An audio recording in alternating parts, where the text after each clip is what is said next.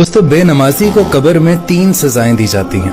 पहली सजा, उसकी कब्र को तंग कर दिया जाता है और इतना तंग कर दिया जाता है कि उसकी दाईं पसली बाईं में और बाईं पसली दाईं में धंस जाती है। दूसरी सजा जो उसको दी जाती है कि उसकी कब्र में आग को भड़का दिया जाता है और वो दिन रात उसके अंगारों में जलता रहता है।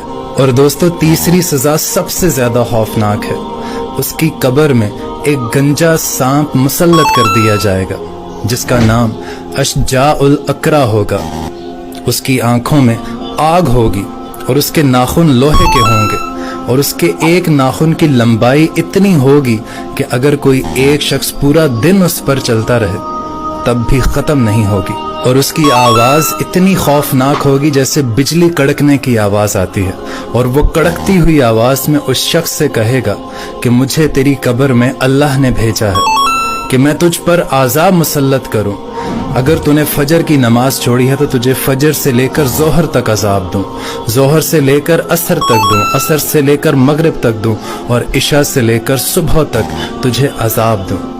और वो एक नाखून उसके जिस्म पर मारेगा तो वो शख्स 70 हाथ नीचे धंस जाएगा और वो फिर अपने नाखून से उसको दोबारा